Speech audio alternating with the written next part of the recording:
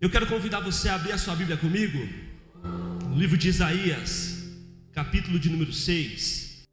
No ano em que morreu o rei Uzias, eu vi também ao Senhor assentado sobre um alto e sublime trono, e a cauda do seu manto enchia o templo.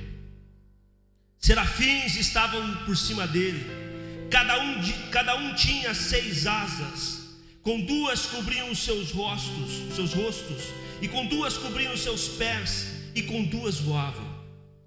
E clamavam uns aos outros, dizendo: Santo, Santo, Santo é o Senhor dos exércitos, e toda a terra está cheia da sua glória. E os umbrais das portas se moveram à voz dos que clamavam, e a casa se encheu de fumaça. E então eu disse: ai de mim, pois estou perdido, porque sou um homem de lábios impuros e habito no meio de um povo de impuros lábios. E os meus olhos viram o Rei, o Senhor dos exércitos. Porém um dos serafins voou para mim, trazendo na sua mão uma brasa viva, que tirara do altar com uma tenaz. E com a brasa tocou a minha boca e disse: eis que isto tocou seus lábios, e toda a tua iniquidade foi tirada, e expiado o teu pecado.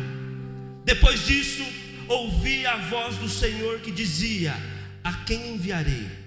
E quem há de ir por nós? Então eu disse: eis-me aqui, envia-me a mim. Feche os teus olhos, curva a sua cabeça. Pai, obrigado, Jesus, pela tua palavra.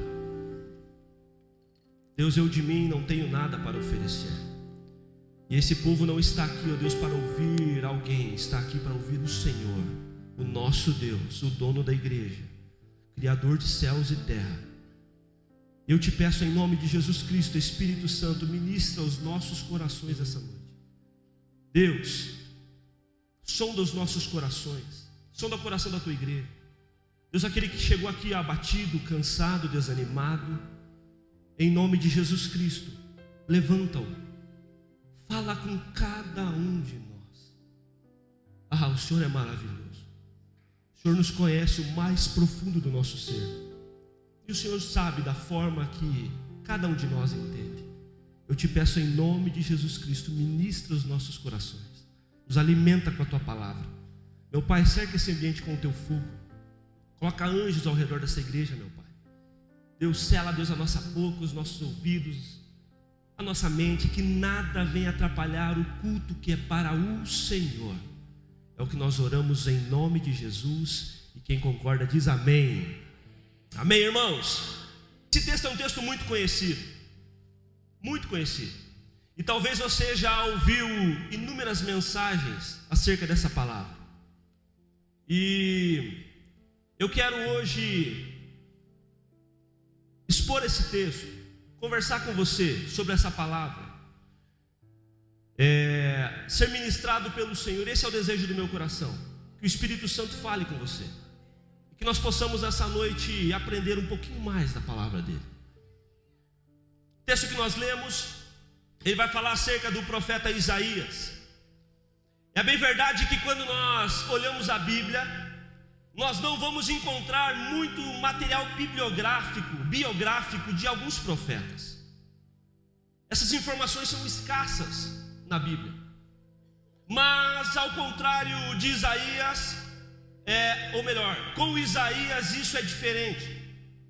Quando nós olhamos acerca do profeta Isaías, escritor desse livro, nós encontramos diversas... Tiagão, saudade de você, irmão. Eu estava vindo para cá e lembrei de você, passei na frente da tua casa. Bom te ver, irmão, te amo, você faz falta. E acerca de Isaías, a Bíblia vai trazer inúmeras informações sobre esse profeta, escritor desse livro. Nós vamos encontrar sobre Isaías, ele por 13 vezes citando o nome do seu pai, Amós. Nós vamos encontrar no capítulo 8 de Isaías o ofício da sua esposa. Não vai citar o seu nome, mas vai citar o seu ofício. A esposa de Isaías também era profeta. Nós vamos encontrar no livro de Isaías o texto, a Bíblia, ele citando o nome dos seus filhos. E cada um dos nomes dos seus filhos existe um cunho profético sobre Israel, sobre Judá. Nós vamos encontrar também que Isaías era parente do rei Uzias, que ele menciona no verso 1 do capítulo 6. Então, sobre Isaías, nós vamos encontrar diversos materiais, diversas informações biográficas acerca desse profeta. Mas o que eu quero falar para você, e nós vamos conversar um pouco, e para eu e você entendermos que na Bíblia nada está aqui por acaso, tudo que está na Bíblia, irmãos, tem um propósito, tem um sentido, tem uma missão. Posso ouvir um amém? Tudo que está na Bíblia tem um porquê. Tudo. E para eu e você entendermos um pouco acerca desse contexto que Isaías vive, nós precisamos voltar lá atrás e falar sobre este homem que Isaías começa mencionando. E é bem engraçado que nós vamos encontrar, se você formos ler, do primeiro capítulo até o capítulo 5, nós vamos encontrar Isaías, o profeta, exortando a nação, exortando o povo. E por 6 vezes Isaías vai olhar e vai falar: ai do povo, ai do povo, ai do povo, ai do povo, ai do povo, ai do povo. Por 6 vezes. Mas existe algo, acontece uma mudança drástica e radical no capítulo 6. Porque nos primeiros capítulos de Isaías diz: ai do povo. No capítulo 6 ele olha e fala: ai de mim. Existe alguma mudança drástica aqui na história desse homem. Este homem teve a maior experiência na sua vida. Esse homem teve a maior experiência na sua história. Esse homem viu o Senhor assentado no alto e sublime trono. Mas ele vai começar dizendo: no ano em que morreu o rei Uzias. E é sobre esse cidadão também que nós vamos conversar. Rei Uzias, seu nome significa: o Senhor é a minha força.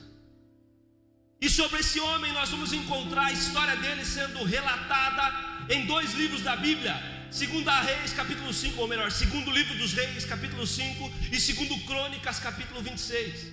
Nesses 2 livros nós vamos encontrar a história deste homem. Uzias, filho de Amazias, assumiu o trono de Judá aos 16 anos de idade. Após a morte do seu pai foi assassinado numa emboscada. Aos 16 anos de idade, Uzias toma posse do trono, assume o trono de Judá. E esse homem se torna um homem fantástico, alguém admirável pela sua prontidão, pela sua capacidade de governo. Nós vamos encontrar 2 Reis capítulo 15, 2 Crônicas capítulo 26, a história desse homem. A Bíblia vai dizer que esse homem, aos 16 anos, toma posse do trono, e ele então começa a consolidar Judá. Ele começa a consolidar Judá politicamente, financeiramente.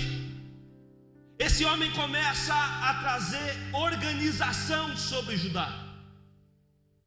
Esse homem, ele toma a posse do trono que Deus havia prometido a Davi, que na sua geração sempre haveria alguém da sua família no trono.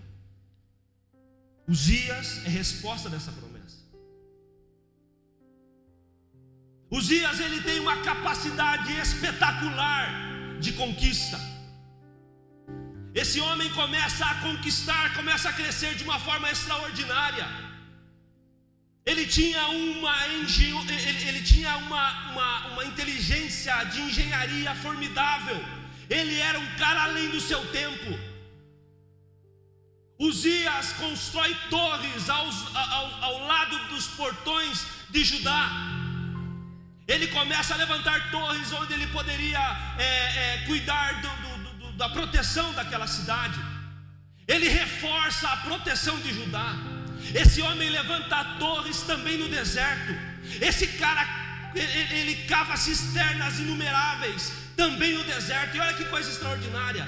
Por que cavar cisternas no deserto, se deserto não é terra dele? A Bíblia vai dizer que ele era tão afeito, ele era apelidado, se eu posso dizer assim, como amigo da agricultura. Ele cavou cisternas para os povos que passavam, poderiam parar ali também beber, poderiam dar água ao seu gado. Uzias, ele era apaixonado pela agricultura. Cavando cisternas, ele conseguia regar plantações. Ele se tornou um cara formidável. O seu reino ficou poderoso. Uzias crescia muito. Uzias teve a capacidade de levantar 307.500 homens para o seu exército. Homens poderosos para a batalha, homens preparados. Se não bastasse o número monstruoso de homens para o seu exército, esse cara tinha uma capacidade de engenharia formidável, como eu já disse para vocês. Ele equipou com engenharia própria o seu exército, com capacetes, com escudos, com lanças. Nós vemos aqueles filmes da antiguidade, as catapultas. Quem lembra das catapultas, irmãos? Quem lembra? Levanta a mão aí. Irmãos, Uzias que inventou. Um cara fora de série, um cara inteligente demais, um cara poderoso, um cara extraordinário, um cara que era visionário. Ele pensava, e ele reinou aproximadamente 52 anos em Judá. Um cara extraordinário, que enriqueceu o seu povo. Naquela época, os inimigos de Judá, os inimigos de Israel, atacavam aquela nação para conquistar a terra, como nós estamos vendo hoje, igualzinho. Uzias, com a sua visão de ampliação, com a sua visão de território, trazendo consigo o legado de Davi, esse homem conquista mais terras. Esse homem é aqueles que outrora invadiam as suas terras e lutavam com eles, agora ele subjugou essas nações para cobrar impostos. Judá enriqueceu no reinado de Uzias. Esse cara se tornou poderoso, forte, formidável. Talvez hoje ele seria um exemplo que nós, se ele fosse de hoje em dia, ele venderia cursos no YouTube falando sobre empreendedorismo, crescimento, estratégias. Era esse cara, um cara formidável, um cara grande. Mas a Bíblia não deixa nada oculto. Eu amo a Bíblia. Quantos amam a Bíblia aqui? Dá um amém. A Bíblia não deixa nada em oculto. Irmãos, eu vou ter que descer. Vocês viram que eu estou andando bem pouquinho, né? Irmãos, vocês não sabem a luta que eu passo. Vocês não sabem a luta que eu passo. Quando eu fazia esse Z-Group, é tanto bullying por cima de mim. Ah, porque dá dor no braço quando o pastor anda esprega. Meu Deus do céu, ele anda. Vocês viram que eu estou paradinho ali. Estou me segurando. Agora eu vou descer. Só de raiva também. Estou brincando. E o que é mais gostoso? Ficar mais perto. A Bíblia não diz, a Bíblia não deixa nada em oculto. Eu amo a Bíblia porque ela é transparente, ela é verdadeira. A Bíblia ela sempre vai trazer o sucesso de alguém, mas também vai trazer o fracasso de alguém. A Bíblia sempre vai expor o pecado.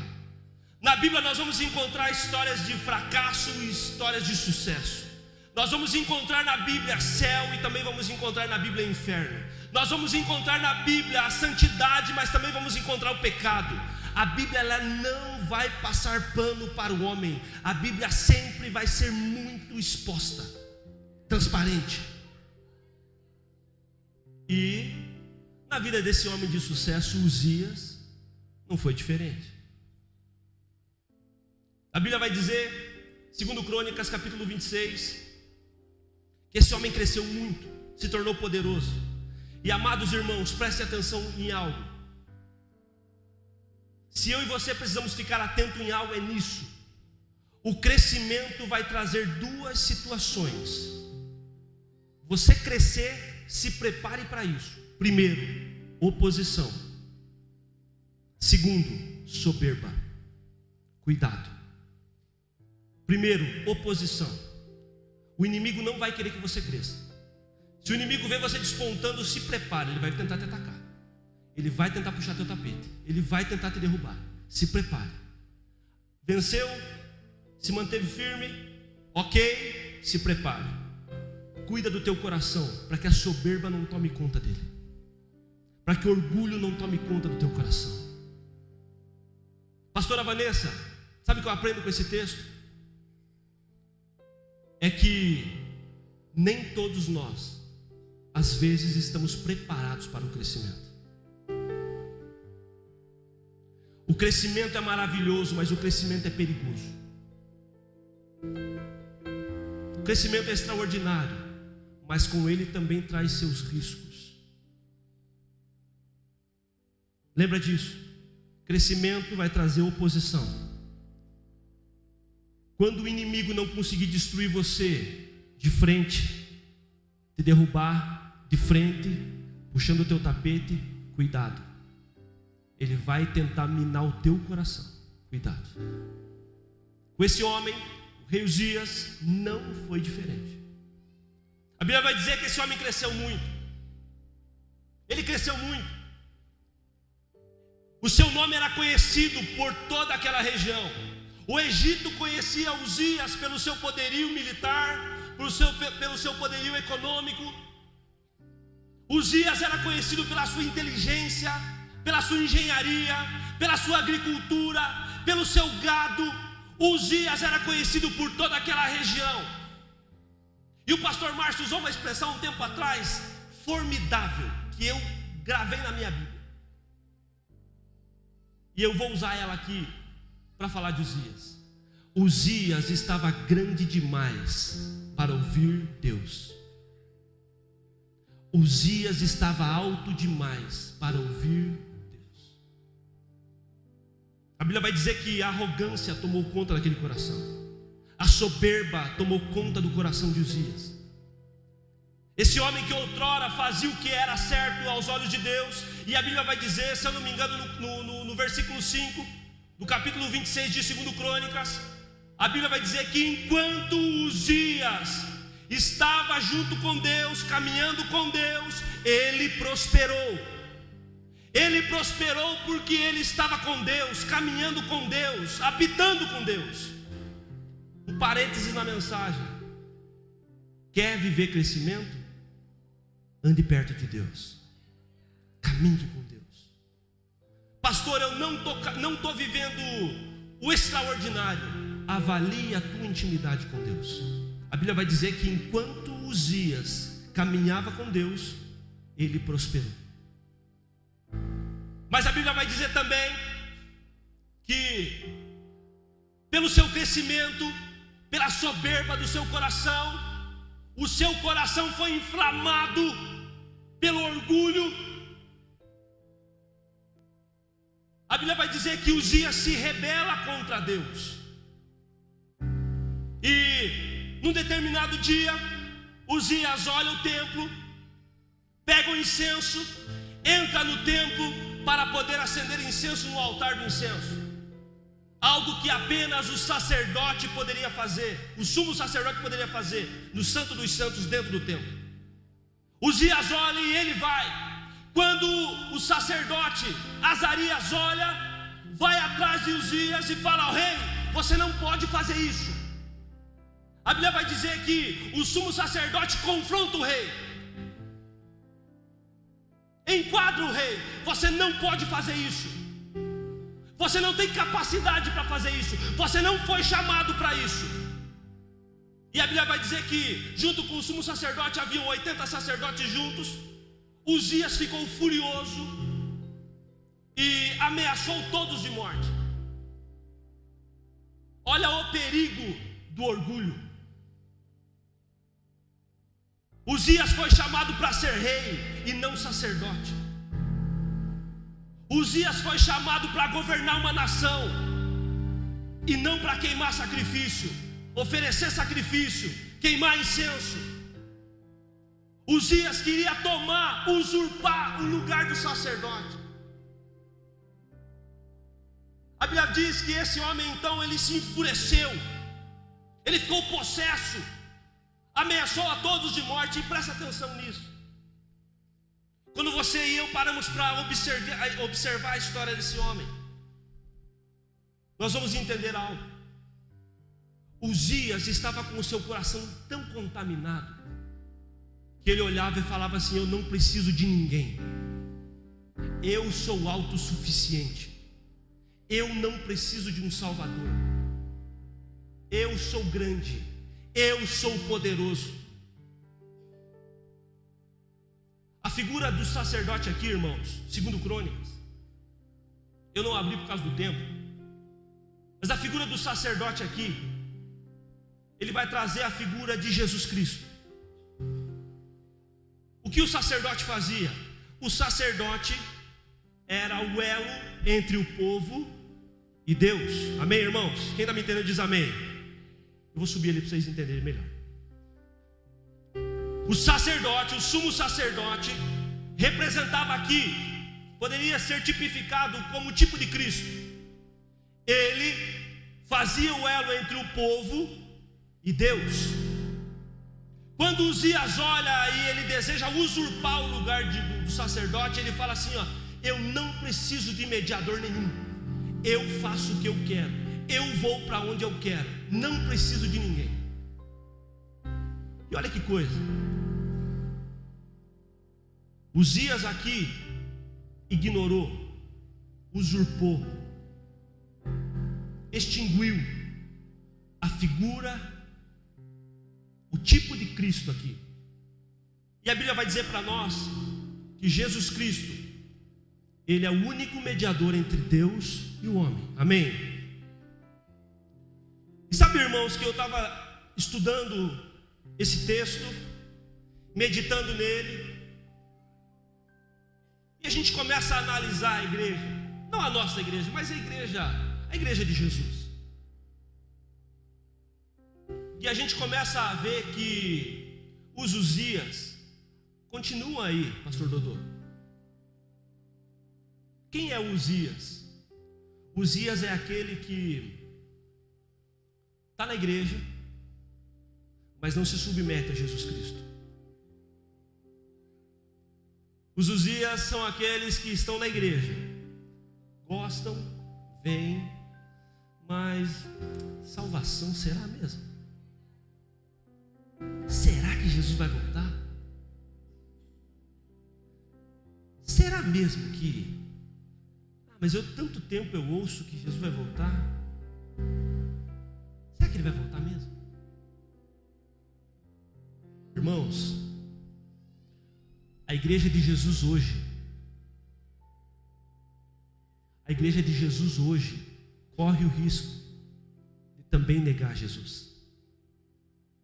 Também olhar e falar assim: eu não preciso de um salvador, eu faço do jeito que eu quero. Eu vou na igreja não por causa de Jesus, eu não quero salvação, eu quero um carro novo. Não, eu vou na igreja porque eu quero prosperar. Não, salvação, pecado, parou. Não. Já viu, irmãos? Bíblia à la carte. Já viu? Olha a Bíblia e fala assim: dízimo, não, dízimo é Velho Testamento, eu não quero. Cura e ressurreição de morte. Opa, isso é bom. Muito bom. Não, largar pecado, pega a sua cruz e me segue. Cruz é pesado, cruz é penoso, cruz é dor. Não, cruz eu não quero isso. E dentro da igreja moderna, nós podemos estar sendo Uzias, estarmos negando a salvação do nosso Cristo. Irmãos, Isso é muito sério. Porque se eu e você, quando entrarmos nessa porta para dentro, a nossa motivação não for, Ele é digno da minha adoração, Ele é digno do meu louvor, porque Ele morreu naquela cruz e ao terceiro dia Ele ressuscitou. Ele é digno do meu louvor, da minha adoração, porque Ele se entregou naquela cruz por mim. O seu sangue foi derramado todinho por mim. Eu só consigo entrar aqui porque um dia Ele se entregou por mim, me gerando salvação, me gerando remissão dos meus pecados. Irmãos, se eu e você, ao entrarmos nesse lugar, não entendermos que essa é a base de tudo, me perdoem, estamos sendo Uzias, estamos negando a salvação e o Salvador. Meus irmãos, eu já disse isso aqui, por favor, entendam com amor. Eu não quero ser duro, mas Jesus não morreu na cruz por carro novo. Jesus não morreu na cruz pela tua casa na praia. Isso é maravilhoso? É óbvio que é. Se inclusive você quiser me dar uma, eu estou à disposição. Elvinho, o Elvinho está aí? Aquela Mercedes, se você quiser me abençoar, irmão, eu estou aqui à disposição e vou glorificar e depois testemunhar. Mas essa não é a base do Evangelho. A base do Evangelho é a salvação em Cristo. A base do Evangelho é que Ele morreu e ressuscitou ao terceiro dia, foi aos céus e voltará a buscar a sua igreja. Essa é a base do Evangelho.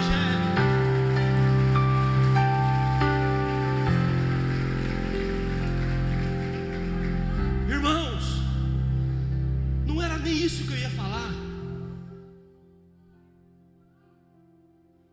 Se quando eu e você ligamos a televisão e encontramos guerra na Ucrânia e na Rússia, e agora ataque em Israel, com 40 bebês decapitados, grupos terroristas tentando invadir Israel, e nós não lembramos da volta de Cristo, há algo errado no nosso cristianismo. Me perdoem, o cristianismo está falido. Se eu e você, quando olhamos da televisão e olhamos guerras e rumores de guerras, pestes, mortandades, o amor se esfriando, e nós não olhamos Jesus, Maranata, Maranata, volta meu Senhor, volta meu Senhor, o noivo está voltando, o noivo está voltando. Irmãos, se o teu olho não enche de lágrima ao ouvir o som do nome de Jesus, me perdoe, há algo errado com o nosso cristianismo. Ele é a base de todas as coisas, Ele é a base de tudo. É por Ele e para Ele são todas as coisas. Irmãos, me perdoem, me perdoem, mas a maior conquista que Ele deu para nós, que Ele conquistou para nós, não é um emprego de 20 mil reais por mês, é a salvação eterna. Ele te deu o maior presente. Ele te tirou da fila da morte que ia para o inferno e te colocou na fila da maravilhosa luz. Ele conquistou para nós salvação e vida eterna. Se eu e você, ao entrarmos nessa porta para dentro, ao sentarmos nessa cadeira, no momento do louvor e da adoração, se o nosso coração não se enche de prazer e gozo por Ele, pela presença dEle, pelo toque dEle, pelo cheiro dEle, irmãos, tem algo errado conosco. Tem algo errado conosco. A igreja precisa voltar para a base. A igreja precisa voltar para Jesus. A igreja precisa voltar para os fundamentos, que é a palavra, que é o amor a Jesus. Irmãos, eu não estou dizendo que nós não o amamos. Vocês estão me entendendo? O que eu estou dizendo é que a igreja de Jesus Cristo tem esquecido do Cristo e tem desejado as mãos dele. O que eu vou ganhar indo para a igreja? O que eu vou conquistar indo para a igreja?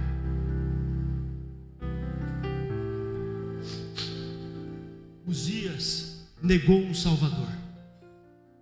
Entenda, ele é o único mediador entre Deus e o homem, Ele.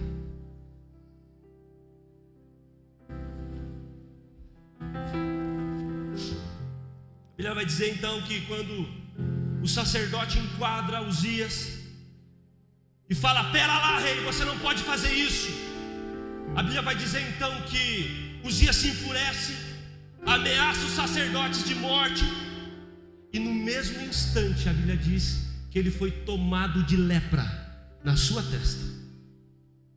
Irmãos, deixa eu fazer uma pergunta para você: onde fica a coroa do rei? Tá de novo. Irmãos, vai sair na filmagem, né? Irmãos, onde que fica a coroa do rei? Deus está falando para Uzias: você não tem capacidade para ser mais rei. Você cresceu muito, Uzias. Você foi soberbo e arrogante, por conta disso você não é mais rei. Toma uma lepra no meio da tua testa para você ficar atento aí, bonitão. E a Bíblia vai dizer que Uzias, do templo, já saiu escoltado para uma casa nos fundos do palácio, porque ele nunca mais poderia sentar no trono de Israel, por conta da soberba e da arrogância do seu coração. Irmãos, pensa no caos. Pensa no caos. Jotão, filho de Uzias, ele era o sucessor do trono. Mas o sucessor só toma posse do trono quando o pai Uzias morreu, 16 anos vivo, aproximadamente. E Jotão ele tinha um cargo dentro do palácio para poder organizar as coisas, mas não era rei. Irmãos, por 16 anos Judá ficou sem rei no trono. E olha que caos. Outrora um reino poderosíssimo, agora um reino bagunçado. Outrora um exército poderosíssimo, agora um exército sem comandante.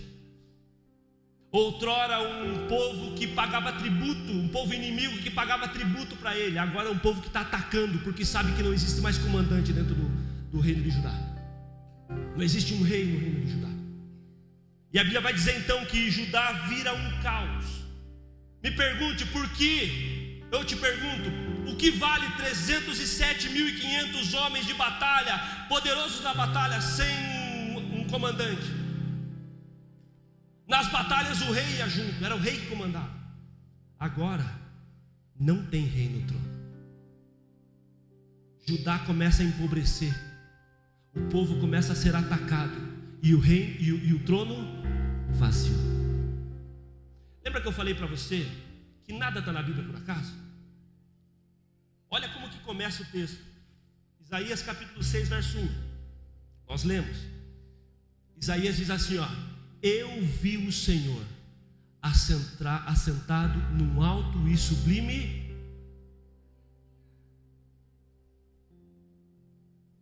Por 16 anos Isaías viu o trono vazio. Mas no capítulo 6, Deus descortina a eternidade, se mostra para Isaías, e onde que Deus está? No trono. Em trono vazio, descontrole. Trono ocupado, controle e autoridade. Você não entendeu? Senão você tinha dado um glória a Deus bem forte. Trono vazio significa descontrole. Trono ocupado significa poder, autoridade e controle.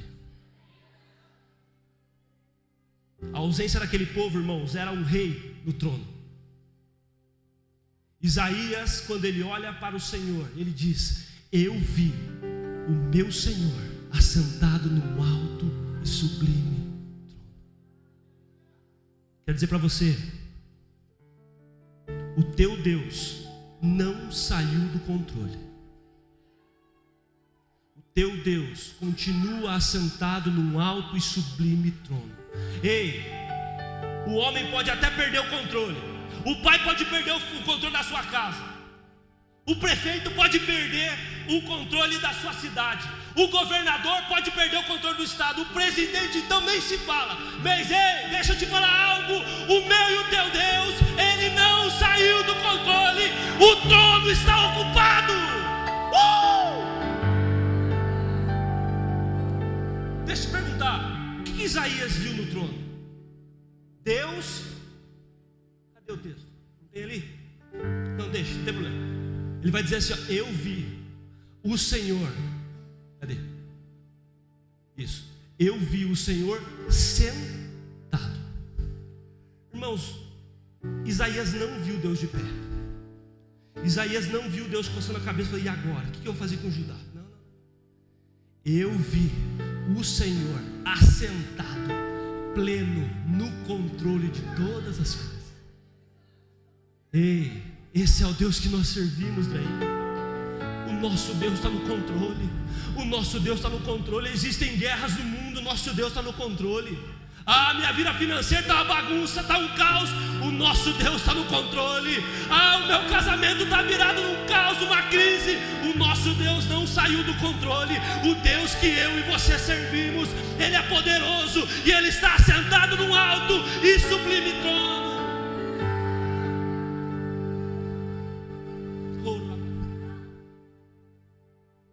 Ele viu Deus assentado, poderoso.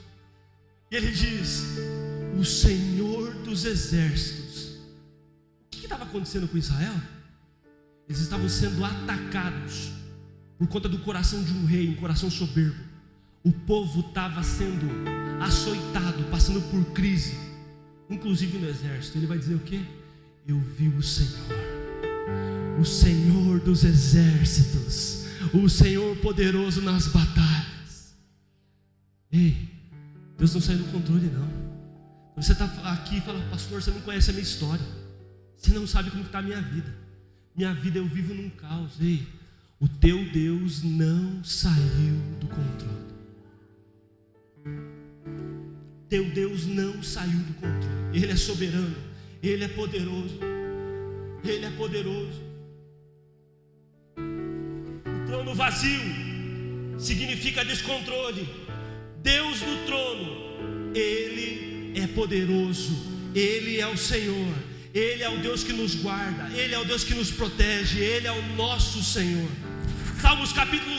Salmo 46 diz assim, ó, Deus é o nosso refúgio e a nossa fortaleza, socorro bem presente no tempo da angústia. Salmo 27 verso 5, ele vai dizer assim, ó, no dia da adversidade, Ele me esconderá no seu tabernáculo. O teu Deus não saiu do controle. O teu Deus não saiu do controle. O teu Deus não saiu do controle. Ainda que pareça que está tudo fora do controle, Ele está sentado no alto e sublime trono. Ele está sentado no alto e sublime trono. Ele está no controle de todas as coisas. Nada passa oculto diante dos seus olhos. Nada passa por diante por dentro dos seus dedos. Nada. No ano de 2022, meu filho nasceu. Telzinho nasceu dia 27 de outubro. Com 30 dias, irmãos, dia 27 de novembro, à 00:50, nós precisamos internar ele, porque todos nós pegamos Covid, inclusive ele. Meu coração ficou aflito, porque em 2020 eu perdi meu pai por Covid. Eu falei, Deus, ai de mim. E eu lembro que o Theo foi para o hospital. E irmãos, eu fui internar o Theo pelo plano de saúde, e o plano de saúde não deu certo. Não vai dar tempo de eu contar a história, mas não deu certo. Corri o Theo, internamos ele no Pequeno Príncipe. 30 dias, irmãos. Meu piazinho recém-nascido. Internei ele naquele hospital. Isolaram a Bruna e ele. A partir dali eu já não podia mais ter contato com eles, que eles estavam em isolamento por conta do Covid. E naquela semana, irmãos, o meu filho teve 2 infartos com 30 dias. Miocardite grave. O médico, amigo meu, falou assim, cara, sinceramente, se fosse um adulto tinha morrido na primeira semana. O coração dele está tomado de inflamação. O caso dele é muito grave. Eu falava, pai, eu sonhei com ele. desejei o Theo, eu queria muito ele. O Senhor me deu 30 dias. A Bruna estava passando por toda a situação depois do pós-parto, oscilação na pressão. Eu estava morrendo de medo que a Bruna tivesse depressão pós-parto, e ela naquele hospital não podia ter contato com eles, apenas por telefone. Eu em casa com a Analice chorando por saudade da mãe, e eu me fazendo de forte porque minha mãe chorava de um lado, minha sogra me ligava chorando do outro, e eu falava: Deus está no controle.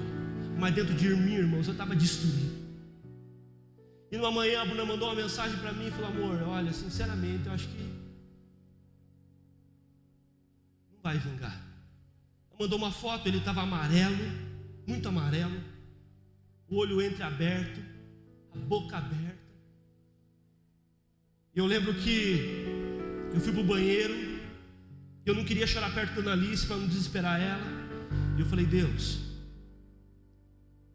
todos os devocionais que eu faço, toda palavra que eu tiro, ela fala de confiança.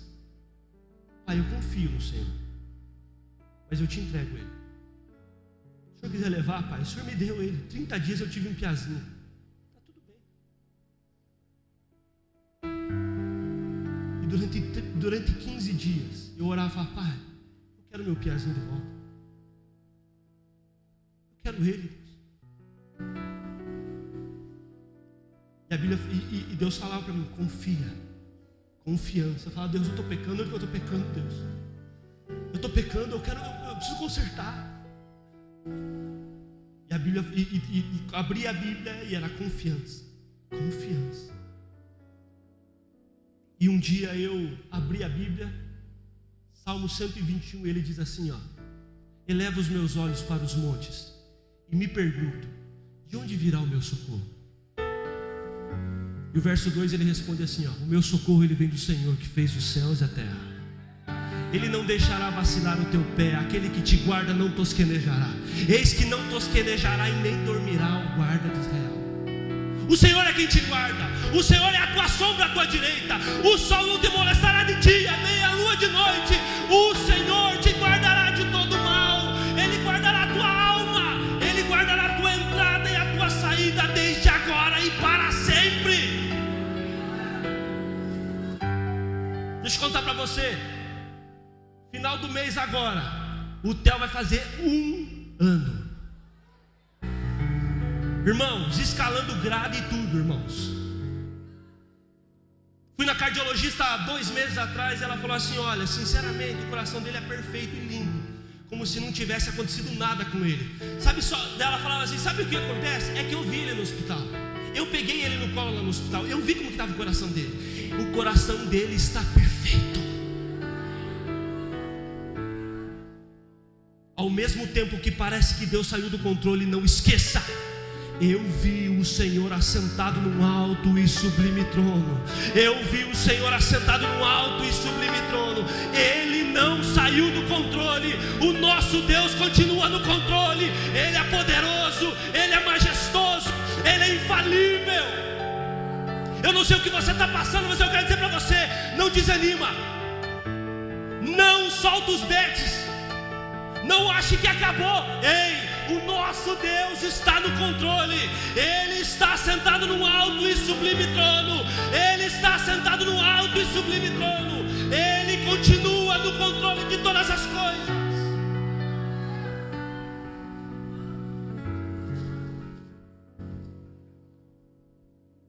E eu encerro aqui. Tinha mais coisa, mas não vai dar tempo. A Bíblia vai dizer então que Isaías vê o Senhor. Ele vê os serafins.